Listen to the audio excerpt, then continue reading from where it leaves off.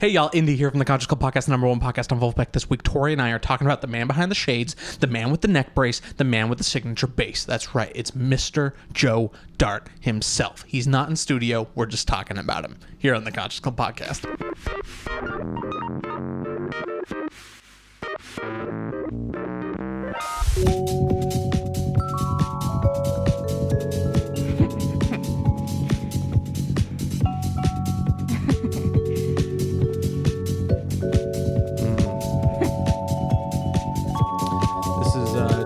Carter on YouTube. Jeremie. No Y.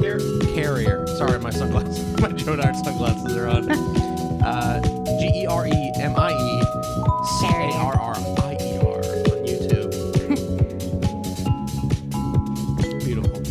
Let's see if I can keep up, huh? Oh. Joe Fart. Do you have a Fender bass? Joe Fart on the Squire bass.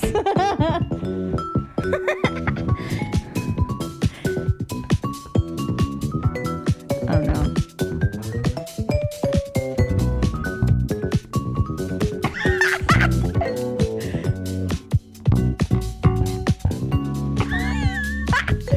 Oh my god. Oh my god.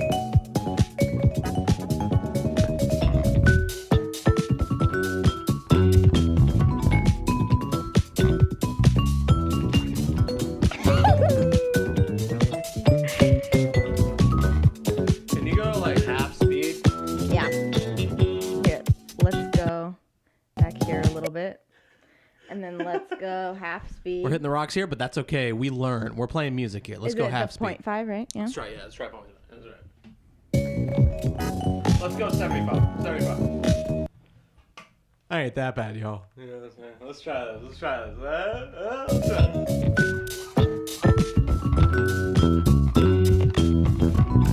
There we go.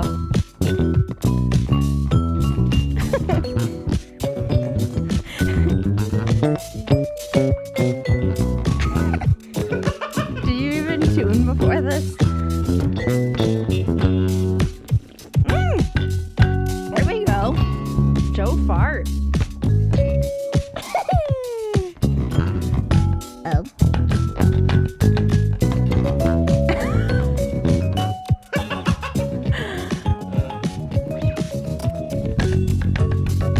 There we go. Okay, Joe.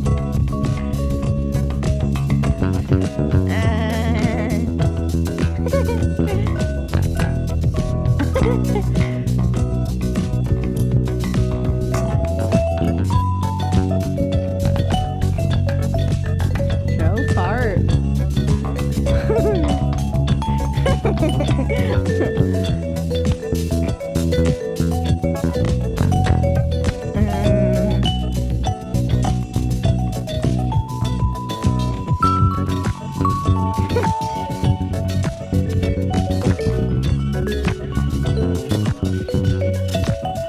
Oh, he's mixing it up, this guy.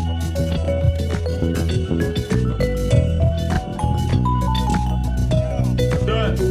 All right.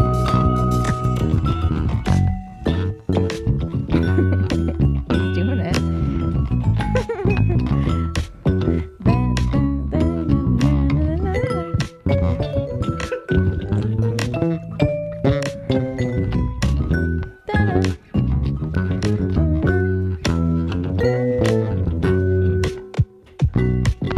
Oh, the fail.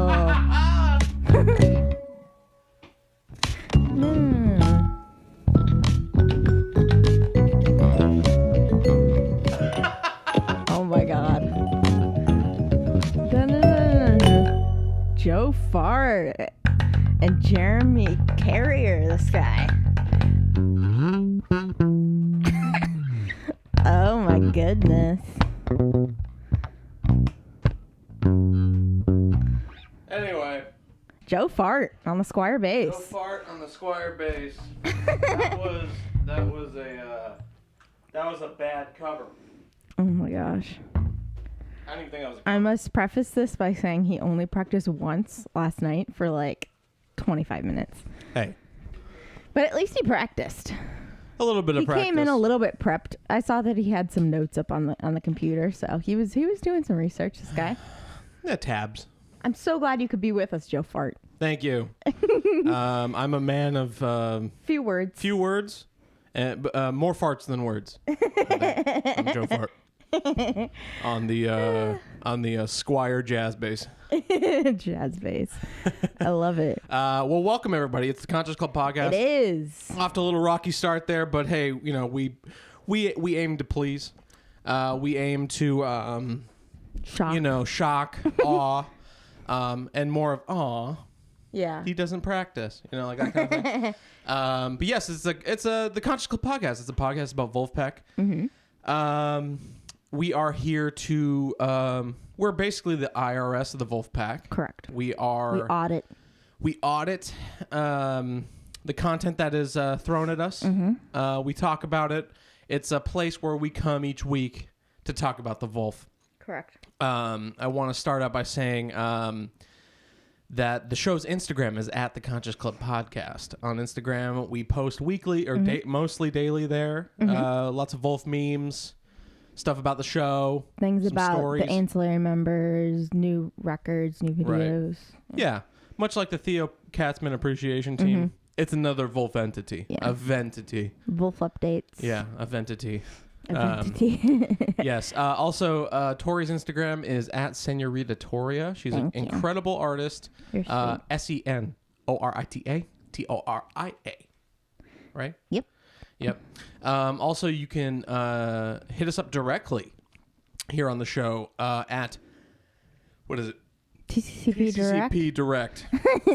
Sorry, I'm a little bubbly from the coffee. Yeah, Joe Fart. Joe Fart coming in with the gas. It is TCCP Direct at gmail.com. We wanted to go the fearless route and go TCCP Direct. Send us your voice memos, your selfie videos, telling us we're wrong about everything we're talking about, because most likely we are. And yeah, also the art behind me is a wonderful piece of art from Mr. Cody Sen Paintings at Cody Sen Paintings on Instagram. He also has an Etsy shop. Follow him, buy his art, and most likely, or please buy his original art, because that pays the bills, y'all. So yeah, this we're here. We're doing it. It's another day. It's a deep dive into Mr. Joe Dart with Tori and Joe Fart. So let's get into it. I think we have. I think we can start out with a tiny funny funk that is also somewhat relevant or recent in nature. So let's see what we can do here. So this is Ono Typeco's Instagram story opening the Joe Dart signature bass. I think it'd be good to start this. What have we here? A pretty chill of them to send it in the hard shell case here. Stoked on that. Okay, that's a pretty nice touch. That's so cool. Joe Dart lettering I love that in the font. Stingray style on the hard shell case. That's pretty so cool. cherry. Come on. Ooh. Oh my. Yeah. Love his Birkenstocks, yeah. Look at this. Oh, I love the Joe Dart signature. Dude. This is as excited as I get. I'm pinned. I'm pinned. 10 out of 10. I've never heard I'm pinned. Is that a gorgeous instrument? Come on. Thank you. Come on. Joe Dart and Ernie Ball. Dude. Come on. Gotta love this wildly complicated functional diagram. That's so cool. We also got the Dart signature on the neck plate. So cool.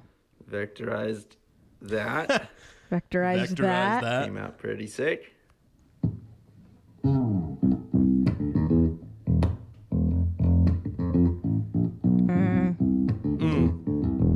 Oh.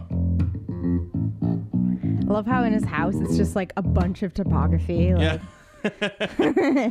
That's his shtick, man. He's Love good it. at it. He's great at it. And yeah, that was the Joe Dart signature bass unboxing, so to Love speak, that. from Ono Typeco. Ono Typeco has a special place in our hearts in the Vulf sphere, and we appreciate them and also Mr. Joe Dart. So what better to celebrate than to do them both in the same video? Absolutely. But yes, it is the Jump and Jive Joe week. Is that Jump and Jive. Jump and it's Joe Jive. week. So what do we got? What do we got here? So, just to start off on a high note here, I thought it would be nice to start off with this article. Joe Dart, the one thing you absolutely can't skip on is developing great time. This is an article on Joe Dart from Music Radar, the Vulfpeck player on beginnings, bass advice, and his signature Music Man bass. So they asked their audience to nominate the hottest bass player on the planet, and the overwhelming winner was Joe Dart from Vulfpeck. Not a surprising moment in time. Heck yeah. So I think I pull some stuff. Oh yeah, I do, definitely. So this is all from this article, but so it basically says that I'm stumbling on my words. I'm sorry. No, that's completely fine. I mean, he was voted. I mean, on Music Radar, voted the hottest bassist on the planet, and an overwhelming winner was Joe Dart. So there's a some Vulf criticism. Yeah, this is in the article. Curious about. Yeah, so this is in the article. And it says, criticism of the band usually involves the word hipsters, which instantly reveals the middle-aged demographic of the critics, an age range that I and most of the magazine staff share. But any serious analysis of the group and its music reveals that they are far from a flash-in-the-pan fashion trend as you can get. 100%. I think that's great. I think Love that's that. awesome. I also think that people who call them hipsters aren't necessarily wrong. It's just, I mean, they live on the east side of LA. That's Hipsterville. So I mean, like, they live there. I would say aesthetically, like, yeah, Jack is a little bit hipstery. Right, like in his interview with the Red Bull people at Hullabaloo, or whatever they call Bonnaroo, he was saying like his morning routine is that he rides a bike to a coffee shop, or it may have been in the Third Story podcast, I forget, but he rides his bike to a coffee shop in Eagle Rock every morning, and then runs a hill. The poop. He climbs a hill. Yeah, he climbs the hill and poops on the top of the hill. So definitely not a hipster. But definitely not as well. I don't know. I just seem like it's like Jack is more of a trend leader than a trend follower. So I mean, you're not wrong, but it's like it's a mischaracterization. I feel like the music isn't hipstery, but Jack's like actual persona as a person is a little bit like that. But his music really isn't really like that. Right. I feel. And this is from our limited view of him from the internet. So we also don't know him. He could also not be at all. We don't know. Yeah. But we want to change that with the Conscious Club podcast. Perhaps we'll get a Google Hangout FaceTime. I'm sure we will in the future. We'll figure it out if he actually poops on hills or not. Oh, he does. He does. Have you spotted him? I haven't spotted him, but we could definitely get some bird watching binoculars and go to Eagle Rock and just look at the tallest hill, the hill climber himself. The hill climber himself. And that'd be funny, like like it's like in a movie where they're like looking through a telescope or something, or like a sniper rifle. Yeah, and all of a sudden they're like, and it's so far away, and it's like it's literally Jack Stratton, but like you're squatting a mile away, and it's just zoomed in so far away, but you can see a tiny man in a red shirt with white stripes on his thing, just squatting and like looking around, and with his white headphones on, listening to Smile Meditation, as he evacuates his bowels. Oh my God, that got graphic. A little bit of graphic, but getting graphic here on the Conscious Club podcast. Who he wasn't discreet enough to leave that information out in some interviews. So we're holding the trendsetters accountable for their words. Okay, Yeah, Vulf criticism. I agree and disagree, but I mostly disagree. Yeah. Yeah. Yeah. What else we got? So we're just getting into a little Q&A here they had from this article with Joe.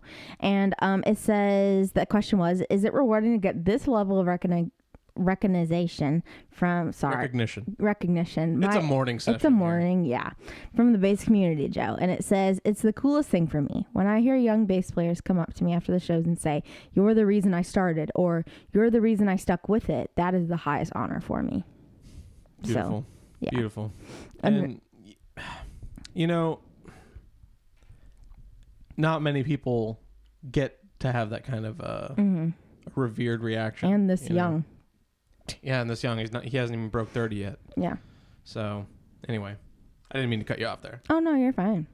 And then they asked him, how long have you been playing? And he said, I started when I was about 8 years old, when my dad realized he had 5 children, all of whom who loved music as kids. And he said, well, why don't we have a family band? We literally had one instrument assigned to each of us and a basement with a drum set, a bass, a guitar, and keys. So, our future family? I'm not having 5 children come out of me. Unless we adopt 3. Well, we can do a trio. Yeah. Maybe. We have 1 kid and us. No, I'm down for 1 or 2. A quintet? No, not a quintet. What's a 4? It's a... is there a 4? It's a quintet. Quintet. Trio, quintet. Isn't quintet 5? No. Quartet. Quartet. Then quintet. Shake thing quintet is 4. Hey! Don't Mark Wahlberg or Patrick Warburton me. I almost said Mark Wahlberg. You did say, Anyway. Been playing bass a while with the family band, Mr. Joe Dart. And then they said, he sounds like a cool dad. And he said the coolest. So about age 8, I had a Samick bass with action about a foot high and luckily developed my finger strength and dexterity on a bass that was impossible to play. The second bass I ever got was a Fender. And then the third bass I got was a Music Man. That's great. Also along the music, the finger dexterity, in my... very humble intro here. I gotta say, when I sat down last night to practice Deantown for the first time, I got an insight into what dexterity really is. Because I've played bass in bands before, but like it's been years and years, and I mostly play guitar if I play anything. Yeah. So it's like having Joe Dart. When you start at 8 and you just keep on going, the guy could probably like smash concrete in his hand, crumble it into pieces like your Q-Rates deliveries. Literally. Right. Love that. So they asked him, where did you grow up? He said, I grew up in northern Michigan. Harbor Springs, baby. He said, I grew up in northern Michigan in the middle of nowhere. Harbor Springs. You would think it would not be a musical hotbed, but there are a couple of great bass players from Detroit, Chicago, and even New York. They would be Michiganders originally, move out to the coast to play, and decide to semi-retire. Yeah. So this is the Victor Wootens, that's all the notable bass players. One person. The Victor Wootens of the world and the Joe Darts of the world, guys. Yeah. There we go. How'd you get into funk though? It was a confluence of the influences of my parents and my bass teachers, who happened to be in the sphere of funk music. He said, my mom and dad loved Stevie Wonder and Prince. My mom saw Prince like 4 times, and we had his music on around the house. He says, I remember as a kid dancing around the living room to Prince, Michael Jackson, and Stevie Wonder. And also his bass teachers realized that as a young bass player, nothing will get you excited like a band that features the bass prominently. For me, that was the Red Hot Chili Peppers. Dude. Then later Earth, Wind & Fire, Sly and the Family Stone, and I fell in love with it. I need to listen to more Sly and the Family Stone. It's a name that comes up a lot in the Vulf sphere, and unless there's been a hit that I don't know it's by them, I really don't know any music by them. So maybe that'd be a good thing to bring up in a future podcast. Yeah, that or maybe would. even a podcast that already happened already because we're banking them. Maybe that podcast already happened by the time this comes out. And if it did, it was a great podcast, right? Oh my gosh, this guy. All right, we got one more. a couple more. Yeah. So how did you meet the other Vulfpeck musicians? He said, when I came down to Ann Arbor, where the University of Michigan School is, I saw an amazing band called My Dear Disco, which was a synth pop band with a synth player on one side and an organ player on another. A great singer, a great drummer, bass player, and guitarist. Two of the guys in that band would later go on to be my bandmates, my friends, and Vulfpeck. At the time, I was just a high schooler at a sold-out show in a college town, just losing it over this band. I couldn't believe their energy and their songs. Those guys were Theo Katzman, who plays drums and sings in Vulfpeck, and Joey Dosick, who is a great singer-songwriter in his own right. He also plays with Vulfpeck. He said, I would have never have guessed that after being at this show as a high schooler and being inspired to come to that school, that I would end up playing with those guys. It was so fortuitous that I decided to go to U of M for that reason and met band leader Jack Stratton after that. And I love even though the whole Chris Ager part of the Vulf sphere. Where I don't know necessarily if he wasn't in Vulfpeck, but Chris Ager left U of M or Michigan to go on a cruise tour. And that left Jack Stratton without a bass player. And then how fortuitous, like Joe mentioned, he just happened to be going to the school, obviously much younger than the rest of the group. But that doesn't mean anything really, because the chops make him up to the caliber of Victor Wooten. Yeah, I want to see Wooten and Dart go toe to toe. Wooten. I like that last name. Oh, you'd love Victor Wooten. Maybe we can dive into a video or two. Yeah. Oh, that'd be cool. Do a show and maybe dive into a video or two in here. Oh, that'd be cool. Incredible. I'm down. Bass player. Yeah. So, cool fact about Joe here. He was a college dropout. He didn't complete his degree. James Jamerson. Sorry, James Jamerson. Victor Wooten. Oh, there he goes. He finally remembered the other. James Jamerson. That's what I was thinking of. But I only know 2. And Flea. 3. Sorry. So they asked him, did you complete your degree? He said, I didn't. I left in 2010 to hit the road with the very band that I saw in high school that inspired me to go to U of M. That was My Dear Disco. He said, when I met Stratton, he had a college funk band called Groove Spoon, and they were looking for a new bass player. That band had a lead singer named Antoine Stanley, who has gone on to feature in Vulfpeck. Jack and I started playing together, great funk music that Jack was composing, but we were also a great wedding band with a fantastic horn section, all music school guys. Awesome. So yeah, he didn't complete his degree because he basically started going on the road. Because he's Joe Dart. Also, it's like if you go on YouTube and find, maybe you could do this while I'm talking, the really early Joe Dart video on YouTube where there is Joe Dart practicing, maybe. It's the description of the video is maybe it's this one. It looks like this one. 2007. Made this one real quick, hoping it'll suffice for an audition. J-Man Jazz on YouTube. That's him. 215 subscribers. So there's one here. It wasn't that one. It was this one. First vid practice session.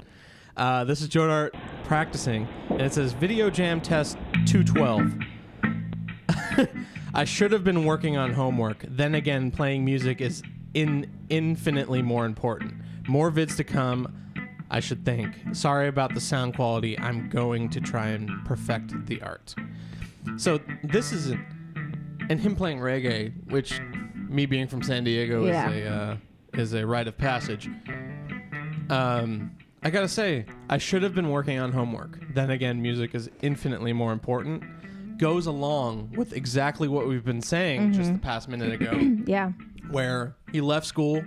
It's not because it wasn't for him. I'm sure he was just doubling down on being a career musician, which I'm pretty sure is something that, it's an innate feeling. It's probably stuff that you get told where it's just you should be going to school is only going to keep you from being prolific. Yeah. He was already kind of a bass prodigy. So him going to college, what is that really going to do other than help you find people and network and find friends and other bands to be in? That's really why you go to college, like somebody like Joe, and he did, and he met the people. So once you meet the people and you're in the bands, you don't need the paper. Why go back to school? And like his work speaks more than what a degree would say. You know. But yeah, I thought that was a very good parallel to what we were talking about. No, I love that. J-Man Jazz on YouTube. That's Mr. Joe Dart. Love that. So then Vulfpeck came along. This is the next part of the interview. Mm-hmm. So in 2011, this is after Agar left, like you said. So in 2011, Stratton invited me to play with was Groove. Sorry to interrupt, but that was Groove Spoon, right? When a college funk band called Groove Spoon, as they were looking for a new bass player, which is Chris Agar going on a cruise tour. Yeah. Yeah. So then in 2011, Stratton invited me to play the first session of the band that would later become Vulfpeck. He said, I didn't know what it would be. I didn't think any of us did. Stratton had a little bit of a vision, but I think even he had no idea what it would turn into. He said, we played a session for our buddy's college project, and he was recording straight to tape, and his thesis was, I'm going to make a straight to tape recording in the school studios, and I'm going to hire a crack team of studio musicians from town to play on it. And that was Stratton, me, Katzman, and Goss. He said, little did I know when we were making the first Vulfpeck record. We ended up making 3 more of those, which were little 6-track EPs over the next 3 years, and since then a studio record every year. Incredible. Yeah. So it's almost like this guy's college thesis kind of, it wasn't even Jack Stratton's thesis. No, it was their friend. It kind of it started their process of like the recording, the video, and then like you said, straight to tape recording in the studio, right? And the video aspect of it. It's so great because over the years, you can kind of see the trial and errors of Vulfpeck video aesthetic, where it's like these first videos are pretty HD. They look good. There's no visual effects on them. It doesn't look like it's from the 70s. And then also once Vulfpeck kind of gets started up again, you kind of see them kind of diving in between what is good, what isn't good in terms of what works for their visual aesthetic, like Adrienne. Oh yeah, that's cool. It's all in HD. It's there's some effects in there like the mirroring of the video later in the video, but I think that's mostly because he was trying to get the guy with dreads out of the shot. Yeah, the video guy. Yeah, the B cam operator. But it's cool to see that they didn't even know, like it was a thing before it was a thing. Like they had this record already, and then Vulfpeck wasn't even formed. Yeah. And they didn't even know they were making their first record when they recorded, which is kind of cool. Right. And I think this is how this kind of stuff starts. You know, where it's not like, yeah, obviously Jack's going to have a vision on something because he's Jack. And I think no matter what he's going to be doing that is artistic, he's going to have a vision for it, because I think it's just like, it's setting your parameters around and executing, and then stepping back and go, that was that. Right. And it's cool that they've continued, like they've been consistent with that over time. And also just be like, they dare to be great, you know, which is something you have to kind of be confident about, you know? And I think having Goss, Katzman, Stratton, and Dart, that the core 4 there really kind of, you know, it's just the mechanics of it all. You can't have a car without tires and an engine and a frame. And there are 4 tires on a car, so it's kind of the core 4 of these guys. My first car, am I right? My first car, yeah. All right. Well, great Q&A. I think that was a good palate cleanser for the show. Yeah, I thought it was kind of cool. Yeah. So I found this really cool equipment wiki thing, and it tells you all the equipment that Joe Dart uses, which I thought was kind of cool. And you can look up any artists or anything on this equipment board website, equipmentboard.com, and you can search your favorite musicians in this website, and it'll show you his ranking and what he uses, what strings he uses, what Fender basses he uses. That's super cool. Yeah, and you can go to strings. Oh, what? And stuff like that too. So you can see what he uses: amplifiers, Labella 760, Deep Talk and Fat Wounds, Roto Sound Swing Bass 66 RS 66M. This is great. You can go to his pedals, his amplifiers. What do you got? No pedals. Studio equipment. Ooh, he's got the Radial Engineering Pro DI passive direct box. Ooh, I should have been using that for the intro. Amplifiers. Let's see what he's got. Amps, oh, I've seen the Mark bass cab at past shows. This is cool. Yeah, isn't this cool? Bass head, yeah, the Aguilar DB 751 750 watt hybrid bass head. Great. This is a great find. I like this. Yeah, it's pretty Beautiful. cool. So yeah, if there's anyone else you want to figure out what they use, other gear. A Ray-Ban unisex large. Love that. Wafer Matte. sunglasses matte. I love that. Love that. That alone. That's That's great. incredible. Yeah. Yeah, so if you guys want to look up anyone else that you really love here, you can just search them On and equipboard.com. see, yeah, like what they use if you want to like, yeah. So yeah. Can we go back and hit up Stratton in there? Oh yeah, we can see if he's let's see on if there. We got the. I want to see if we can get the exact model of the TED Talk mic. Let's see what we got. No Jack Stratton here. The guy is scarce. Am I right? Ooh, going Woody Goss, huh? No. Theo? No. No. Damn, dude, we only got Joe Dart. Well, What about Bernard Purdy? oh. This might be fruitful. What? No Bernard Purdy? Oh, Guys, boy. this is a travesty. All right, so maybe not equipboard.com, guys. Take everything back. All right. So I thought that this was really cool. Some guy made a video and he like deep dives into Joe's skills, and he like made this video all about Joe. And I thought it was really cool. Great. So this is Scott's Bass Lessons on YouTube. The glove. This guy. Hey guys, Scott Devine here from scottsbasslessons.com, and today we're going to be talking about something that Joe Dart does and Pino Palladino does. I'm going to be showing you some very specific examples of him doing that. And the reason why I want to talk about this is because today we're talking about how people can play fast on bass. We're talking about speed. He's in zone 2. He is in zone 2 and bringing it. To play those fast lines. Love that glove. Okay, we all want to just like rip into those cool riffs and those cool licks and those cool lines, but there's so many of us that are just having issues with our technique, you know, giving us the ability to do that. So we've got 3 things that we're going to be looking at today. First of all, we're going to have a must-have number 1. This is the one that Joe Dart and Pino Palladino have got nailed, as well as a lot of other players. We're going to be seeing them doing that. Then there's the must-have number 2. Okay, these are the key things that we must have to be able to play any kind of lines at speed on the bass. And then we're going to have a must-do number 3. And this is a really killer exercise. It's super simple to start implementing, and it's going to give you a ton of results really fast. Okay, now before I go any further, I just want to let you know that my brand new impossible Let's get to some spread that reach when we're playing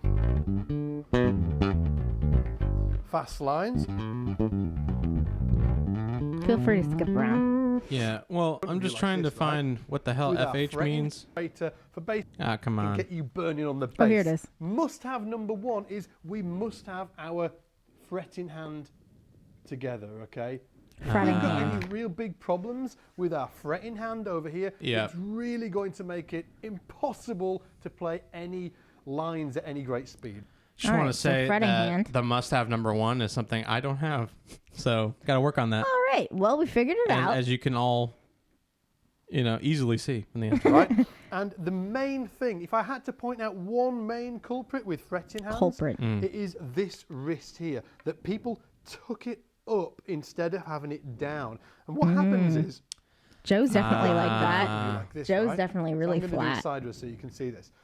I want this part of the palm here, I want you to push it towards the ceiling, but keep the knuckles here at the same level. So I want you to push your palm up towards your hand. Like that, right? And what happens is all of these fingers Oh yeah, you can't just get move them as sucked much. together. I Is it definitely feel possible that. for me to Like I have can move any my kind fingers of really well spread like on the this, bass? but if I And turn that my wrist, spread, it's that really reach hard to when we're move my playing, fingers. Definitely. So I feel that for sure. fast lines is really, really important because it gives us the ability to move around fluidly. That's why on the Joe's bass. really now, flat just to give you when an he plays. example of this, I'm going to cut over to the computer. I'm going to show you Pino Palladino and Joe Dart and Vulfpeck doing the same Pino thing. So check this out. Palladino. This is Pino Palladino playing with John Mayer. We're on Before YouTube watching a as the YouTube video line of a gets guy little playing a easier YouTube Alright, video. this We is are him talking about Inception. Joe. the wrist will tuck up, and you'll see his wrist going down and up depending on what is needed within the lines. Check this out. Up and down. See that Up, there? down, up. And again, it's up, isn't it? So now it's tucked up. Watch it come down. Here we go. Down. So it's down there, and it's about to go up a little bit. Here we go. Boom. See, it's getting tucked up. Up. There. There's just Woody. a happy man. Mr. Woody See what Goss. I mean? It's really easy to see that it's such a key part of their All right, playing, let's see what number and it's 2 that is. technique that gives them the ability to Do we have 2 yet? M-I-M-I-M. PH. PH. Is that picking finger? Hand? Picking A lot hand? more. Evening. Now, Okay. when you've got that, you should be able to get a little more, little bit more stretch with that left hand, which is going to give you a lot more fluidity when moving around the neck. Now, number All right, 2, 2. must have number 2 is Picking hand. your plucking hand. Plucking You've hand. got to have your plucking hand together. If you think Do you about have your it, plucking hand these are kind of like together? 2 separate entities. No. We need to You get don't have these either working of your hands We together. talked about the fretting Dude, hand, but the Not I the don't have fretting hands hand. compared to Joe Dart. but really just have nubs. ignored so much of You're the just time slapping them on against bass the playing, bass. Nubs, okay? yep. What you absolutely need to have down to get any type of speed in your playing is really great alternate picking, moving up, ascending. Okay, so when you're moving up the bass, it's got to be I-M, index, middle, index, middle. None of this Index, middle, index, middle, middle, index, middle, blah, blah, blah. I mean, it needs to be dialed in so you can just, Index, middle, index, middle. you can just dial it in when you need it, okay? And when you're descending, you need to either alternate all the way, I-M, or do what I call economy picking,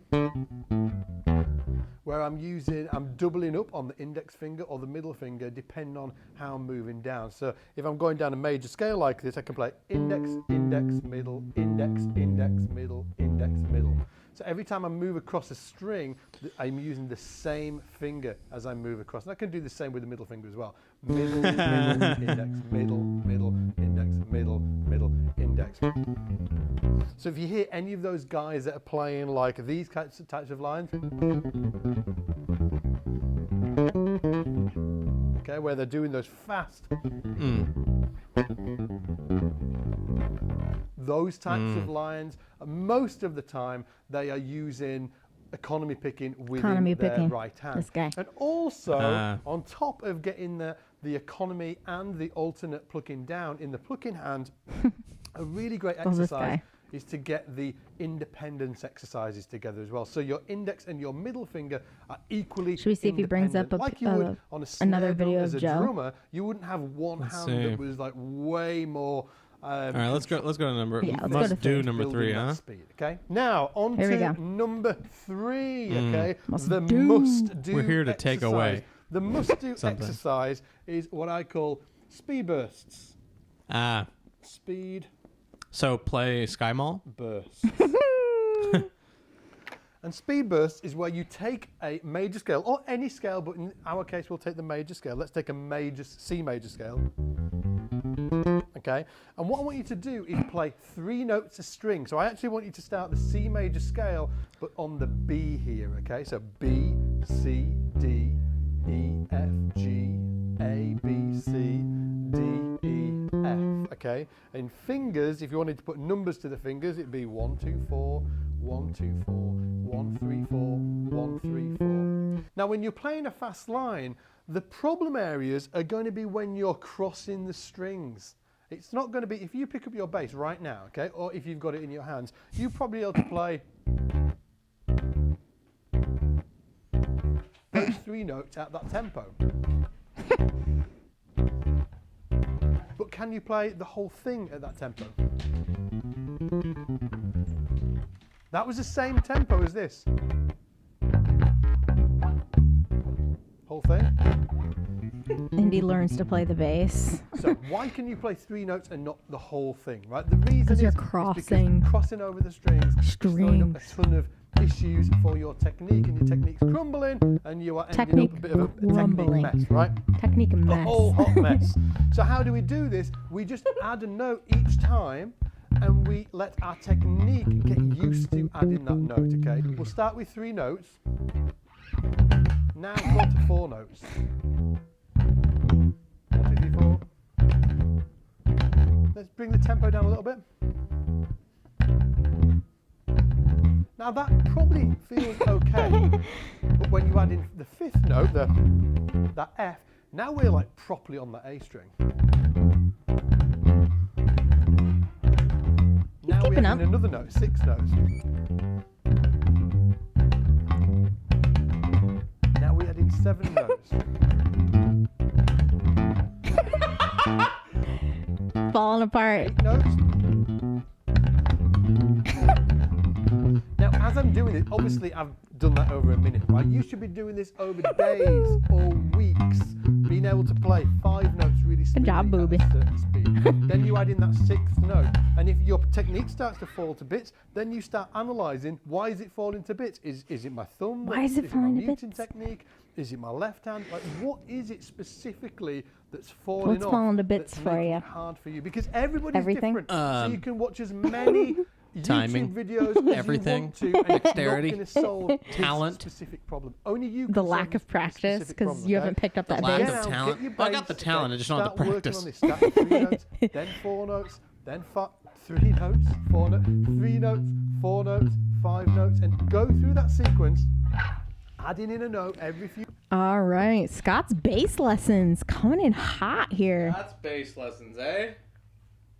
All right.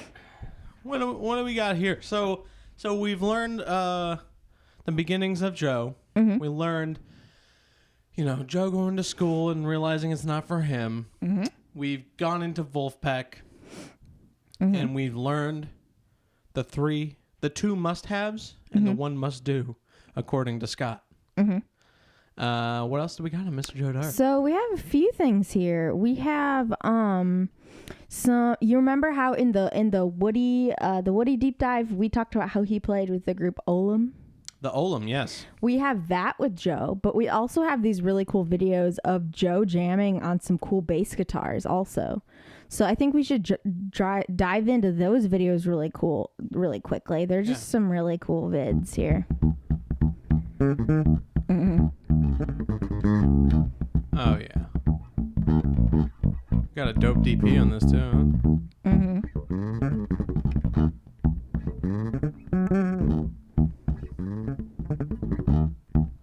Jeez. Hold on just a sec. Hold on. Let's see this finger dexterity when he gets to that. Ah. Here we go.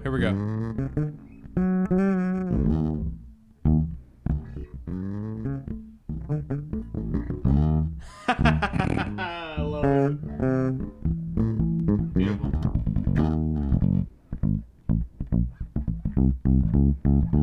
Has that flat wrist, this guy.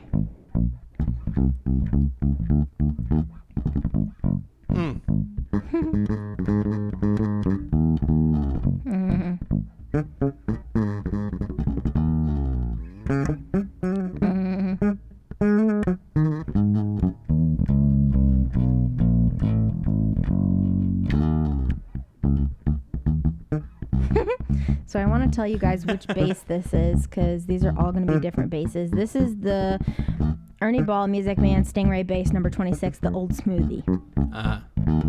So we have 2 more other ones here, and then let's see what the next bass is.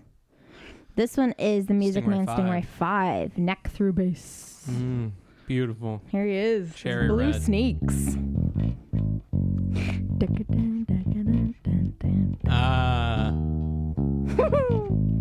Cherry red.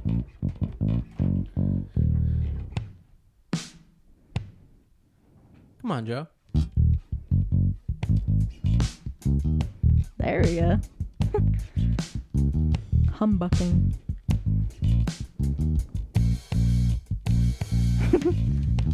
I love your addition to this.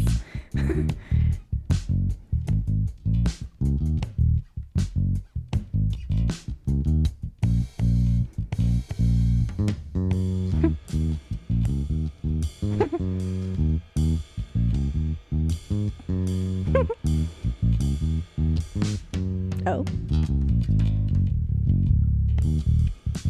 Find the one here, Bob.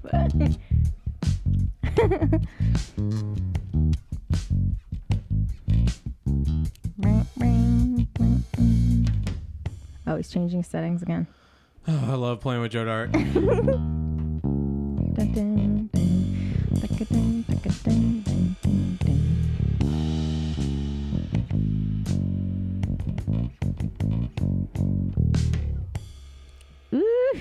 Love it. Beautiful. Prepped and primed with the drum set I think here. this might be another Vulf one, but this is the Man Bongo 5 bass. Oh, boy. We have a case opening shot here. Oh, no, Typeco all over again.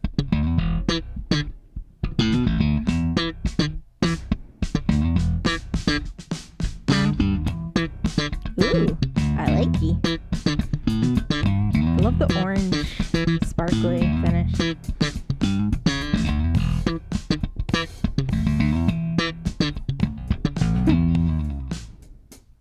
Love it. This is fun. Isn't this cool? Interesting head on it.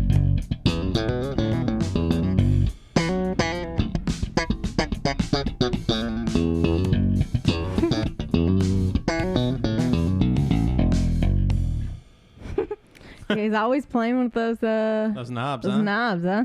Love it. Love it. Is that the third one? Can we do Funky Dog one more time? I think that was really fun. Yeah, was super we fun. absolutely can. Maybe not for you guys, but it was great for me. Let's try. There we go. Absolutely. Let's see what the comments say too. He's a funky dog. They said Joe Dart on a 5-string. I never thought I'd see the day.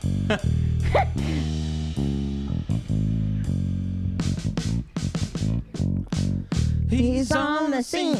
Oh, he's changing his thingy. Fuck. First to leave. Thinking Ovaltine. Since he was 14.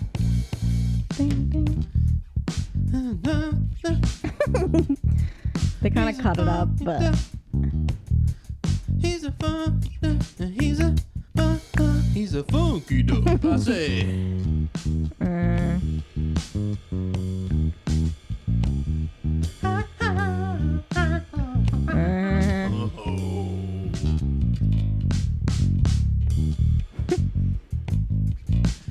First TED Talk.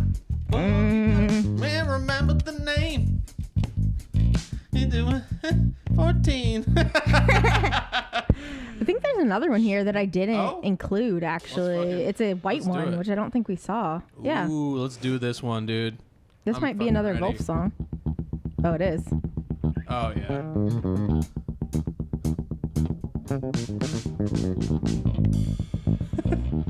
Oh.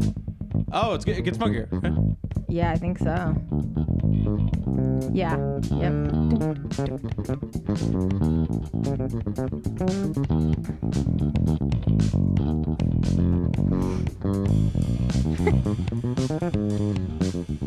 It's getting funkier. Let's see if anyone commented anything about that.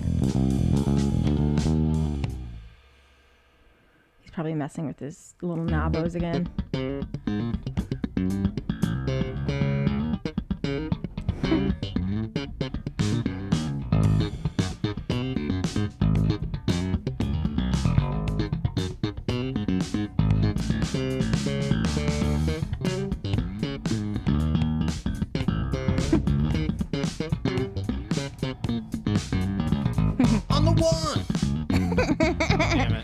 compensated nut.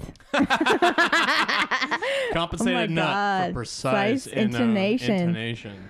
Oh my God, love the precision. Or a compensated nut.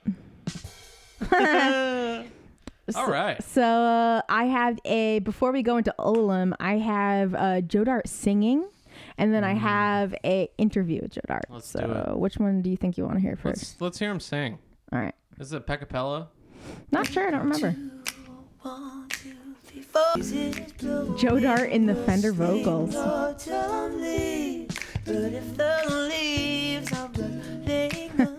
Joe Dart singing does not compute. I'm sorry, but since when did Joe Dart sing? It's beautiful.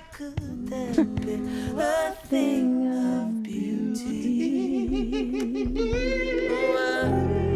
Oh? Oh.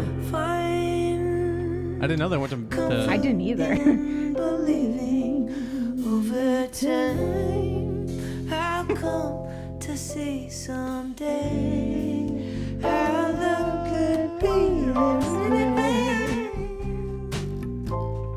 There's Joe.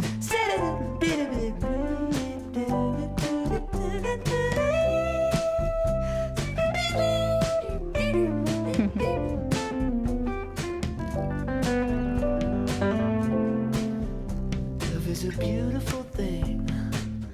Winter's rage has suffered into spring. Love is a beautiful thing. And on your hand, I see that there's a ring. And I would understand if I had put that ring upon your hand. But it was not me. You see, how could that be a thing of beauty? Oh,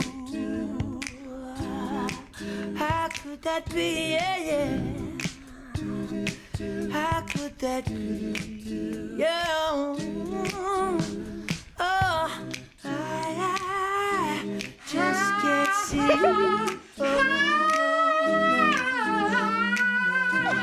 Oh my goodness.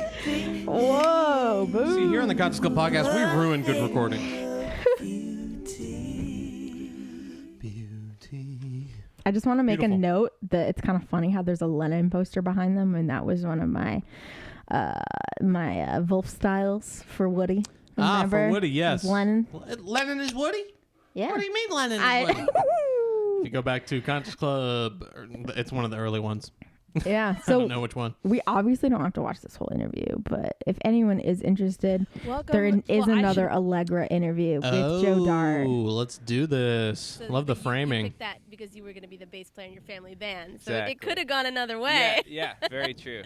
Yep. Yeah. So you are a big inspiration to a lot of aspiring bassists these days. I'm sure that is awesome. But what advice would you give to someone who's trying to become a better bass player?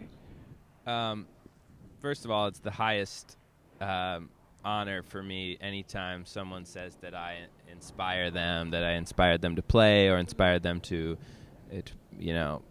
practice or learn this Vulf tune. It's crazy for me to hear, and I'm so honored. The thing that I often tell bass players if they ask me, like, well, what's something I could work on, or what's a way to approach this, I always say, just remember the importance of time and groove. Just remember that you, as a bass player, have to be one with the drummer, have to be one with the groove, and you're equally a timekeeper and equally in charge of the way a song feels as the drummer is.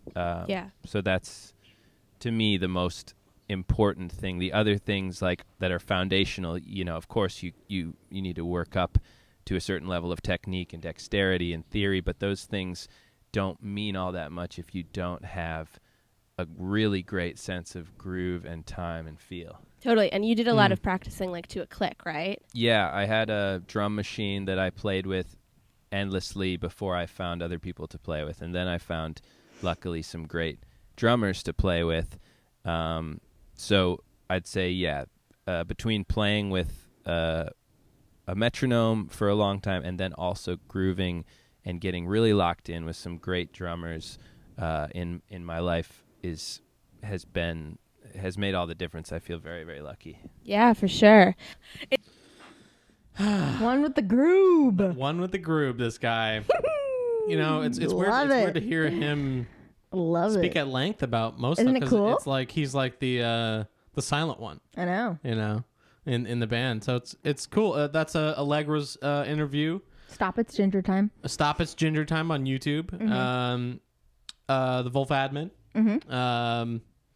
Great interviews. The State of the Vulf and interviews with the great ones. So yeah, check out that if you want to hear the quiet one. The quiet one. Have a few more words. The quiet sunglasser.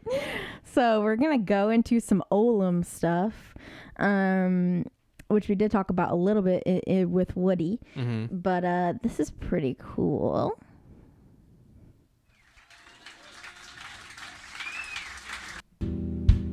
Oh, we did show this one with Woody. But yeah. Since this one. Oh yeah, we did. This is DeBarra's Folk Club on YouTube. Here's Joe.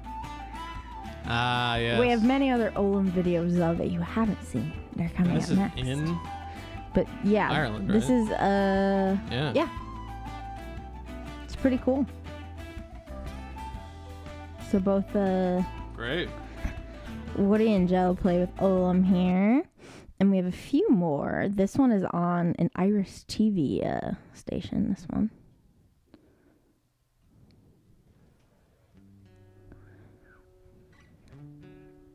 And Woody isn't in this one, but Joe is.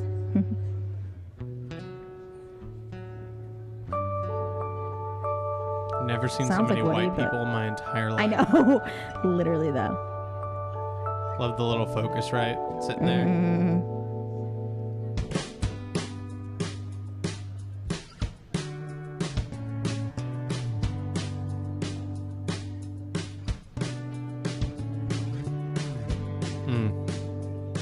That harmony, huh? And this is on Fleet HTV. Channel 4 probably, looks like.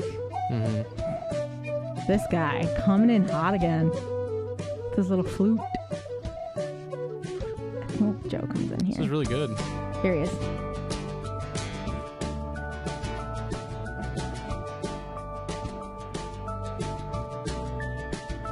I love how the drummer, I think I said this in a prior podcast, but the drummer looks like Sal from Impractical Jokers. Yeah. His alter ego. Right. I dig this a lot. Joe definitely fits in. Looks like Yeah. he could be an Irishman in this little group here. It may even be. True, he could be. Tyler Duncan with the nose bridge piercing, huh? The fanciest Joe's ever had to be for a gig. Right. His little tie. I know he's not, he doesn't have a major in bass. So Yeah. like, you know, like the music majors I've met, they're all wearing suits to gigs, you know? Yeah, he's usually the tie off, no degree. Yeah, no degree, sunglass wearing, musical prodigy. Yeah, this guy. So we have another one here. All right. What else we got? I really dig that tune, though. It's really cool.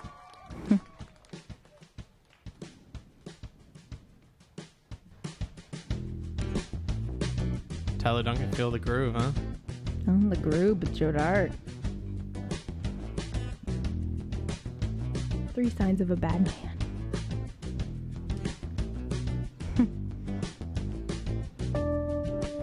3/4 time? Yeah. A waltz? Almost. Not a waltz. Maybe. I don't know.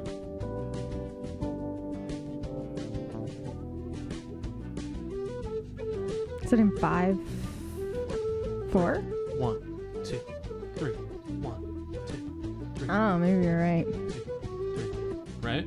So it's I mean, Joe's foot is 1, 3, 2, 4. 3, 1. Yeah. I couldn't figure out if it was in 3 or 5. No, it's. I think it's 3.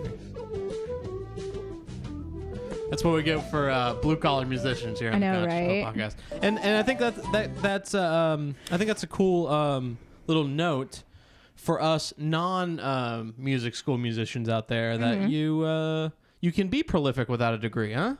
Yeah. That is a really great note. But yeah, like in the interview, he was saying like if you don't have that that feeling of time and groove or groob, yeah, it's all about feeling the groove. Then you know it's all about the practice from there. Mm-hmm. So I have a little interview is that here. Mr. Duncan? It oh is. My gosh! I don't think they would really encounter. Yeah, and it's cool to put those two together. This is Tyler and This is the other. So I have a question. Baby about Dart, 2013. Sounds like the bass is going. It is, yeah. Okay. What do you think about the first time? That the first time, then that the second time. Okay, cool. You want this here? Oh yeah. How do you feel about that?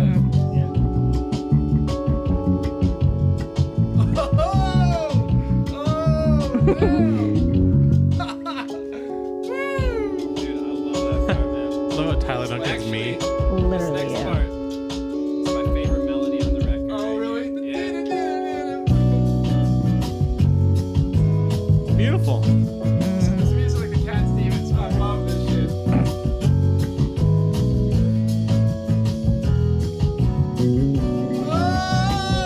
Yeah, I switched to natural Literally toothpaste me. recently. Yeah. I was worried that I was gonna like lose my taste buds, you know? And I was just like, wow, you know what?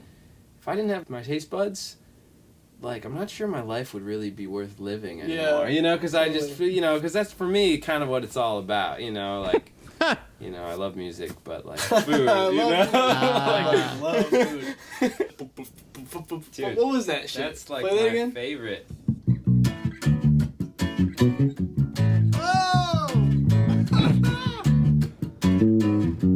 That is so Jesse Murphy.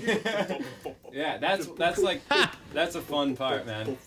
We'll get kind of dub on that. you So know? dub, dude. Dub. I love it. This is so cool. This is creating the Olam documentary and on the Olam YouTube channel. Yeah, so if you guys ever want to Wow, watch you're- this, Joe is in it You're such a. quite frequently here. They're literally doing the Conscious Club podcast right here. Literally the Conscious Club podcast. They interview the drummer. They interview all of the, I get to the kind of players here. you know, slip in there.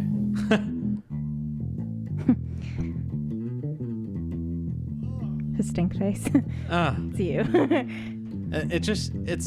It's really the only It's like the right kind of aggressive. It's not reaction to have. aggressive, You know? It's like a badass motorcycle teddy bear. I was gonna say, yeah, It's like a it's teddy very, bear riding a hawk. It's very manly. You know, coming from me, like, Sure.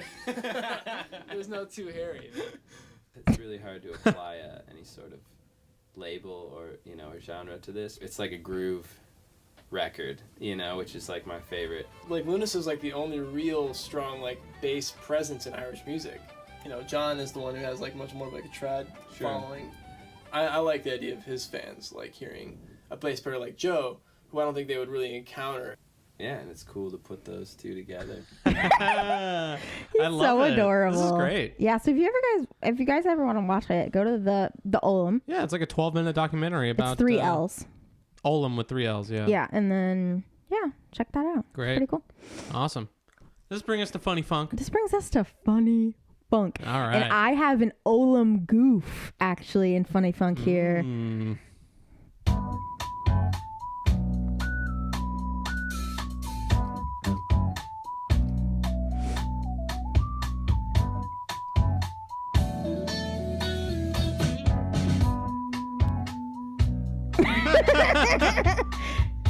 The couch too. I love it. I just love how this guy watches Joe. It's just so funny. I love this. I love that desk too. Yeah. I'd like a desk like that. Perhaps for podcasting. Perhaps. Maybe next year. And here he is. Studio. Just the head in the background. Just the head. I love this. And they're using Logic Pro. Mm-hmm. Love that.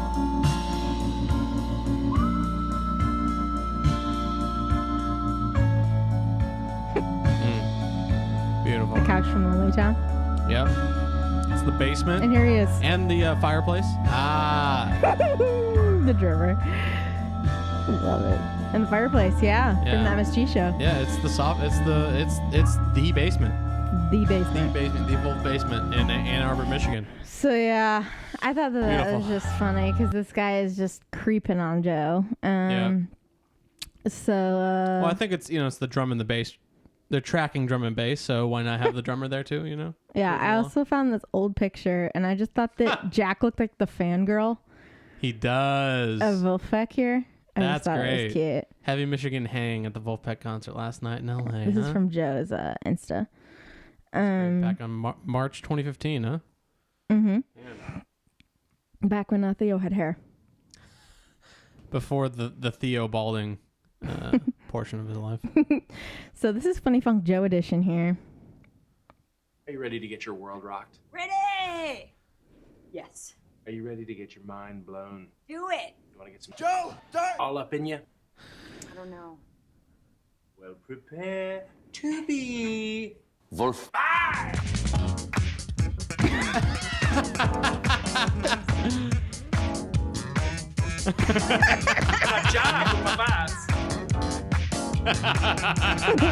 Slap the bands, man. I love it now. It's just a GIF. Yes.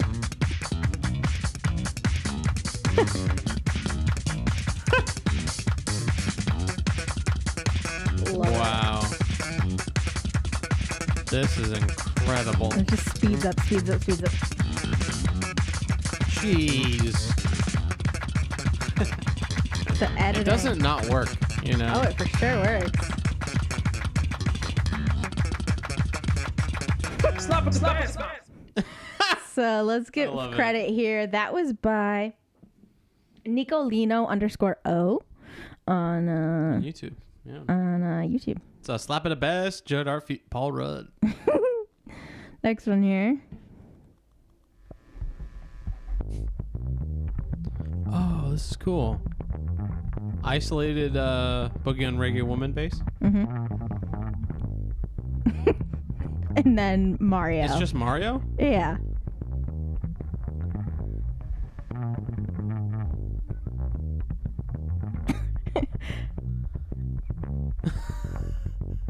It doesn't not work? It doesn't not work. Let's see if there's comments on this. This is by the Other Brothers on YouTube. Boogie on Reggae YouTuber. Vulfpeck howls. Interesting. So I thought it was cute. Yeah. Cute funk. Cute funk. I love it. Here. Oh boy. Coco on the keys, mama. It's on Coco Flicks with K's. Oh, she's Vulfy.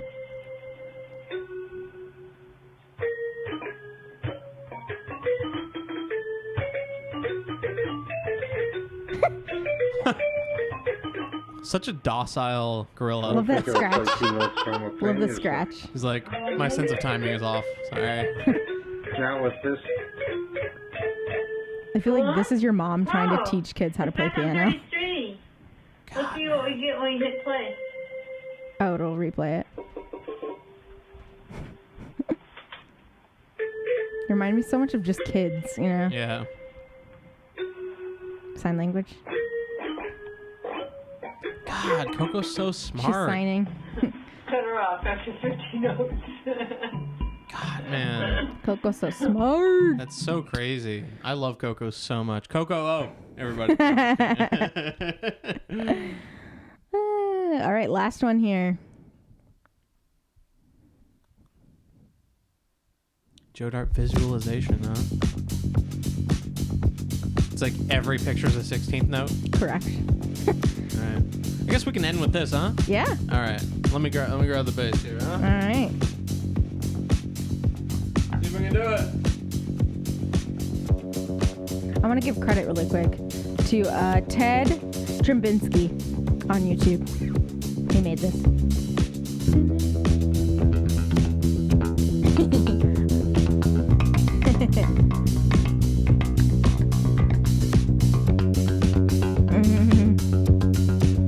I love how it does the note. So it's like when it goes up, he goes up. Love that. Good work, Ted.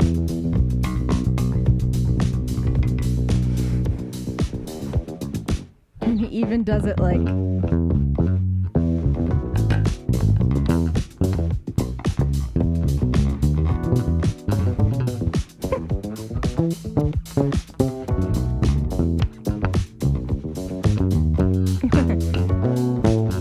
There you go, boo.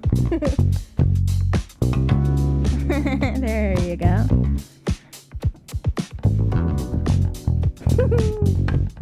Can't forget the most important part. Gotta have your sunnies. Joe Fart, Squire Bass.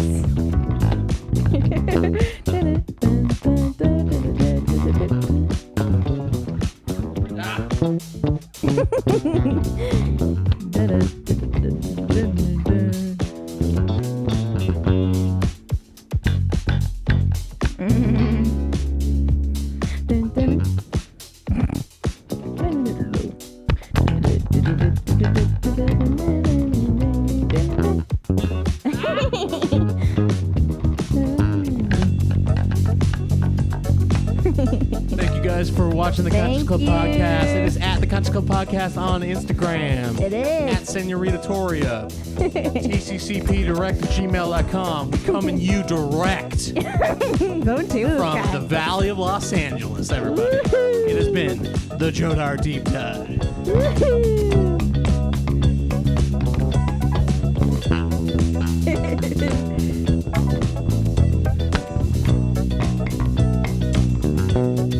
Joe Fart.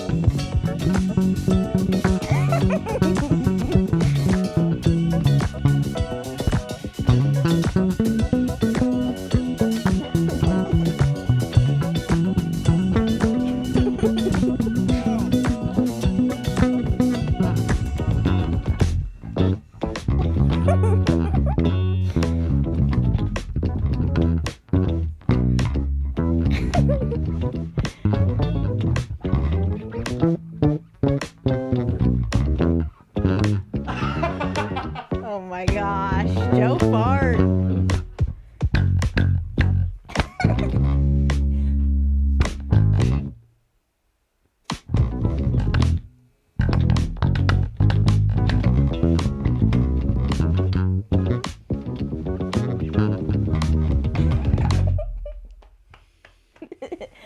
Bye. Keep practicing, y'all.